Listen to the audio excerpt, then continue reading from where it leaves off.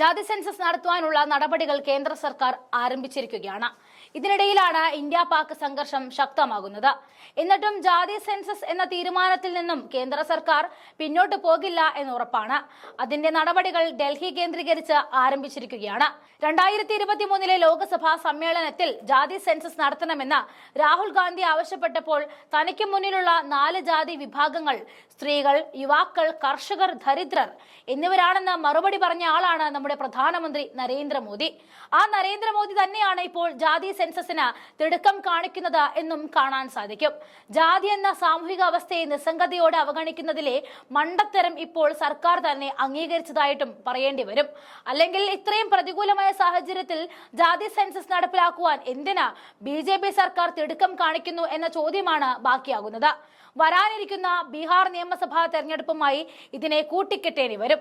ബീഹാർ പ്രതിപക്ഷ നേതാവ് തേജസ്വി യാദവ് BJPയും RSSും സംവരണത്തിന് എതിരാണ്.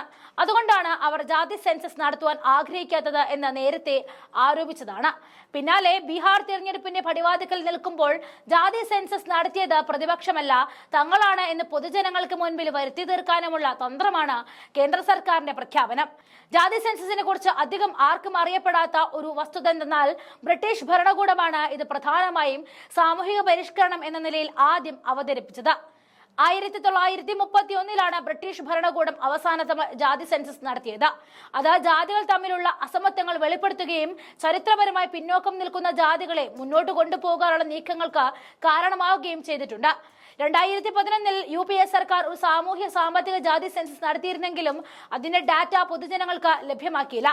ജാതി തിരിച്ചുള്ള കണക്കുകളിൽ നിലനിന്നിരുന്ന വലിയ അപാകതകളായിരുന്നു റിപ്പോർട്ട് പുറത്താക്കാത്തതിന്റെ പ്രധാന കാരണം.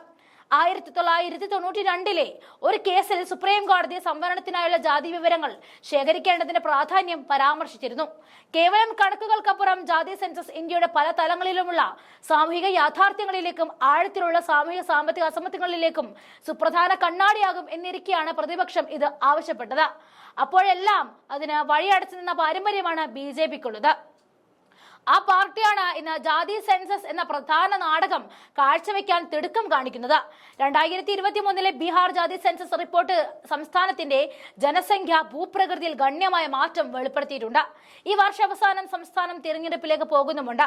അവിടുത്തെ ജാതി സെൻസസ് റിപ്പോർട്ട് കാണിക്കുന്നത് ജനസംഖ്യയുടെ 63% OBC, EBC ഉൾപ്പെടുന്നവരാണ്.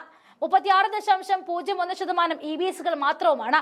ഇത് ബീഹാറിന്റെ രാഷ്ട്രീയ സാമൂഹിക മേഖലകളിലെ ഉയർന്ന ജാതിക്കാരുടെ പരമ്പരാഗത ആധിപത്യത്തെ വെല്ലുവിളിക്കുന്നുണ്ട്.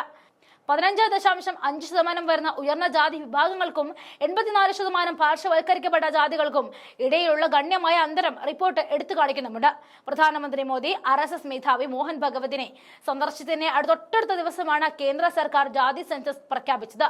പാലിക്കാൻ കഴിയുന്ന വാഗ്ദാനങ്ങൾ നൽകണമെന്നും ജാതി സെൻസസ് അടിയന്തരമായി നടപ്പിലാക്കണമെന്ന RSS ഭീഷണിയാണ് ഇതിന് പിന്നിലെന്ന് വ്യക്തമാണ്.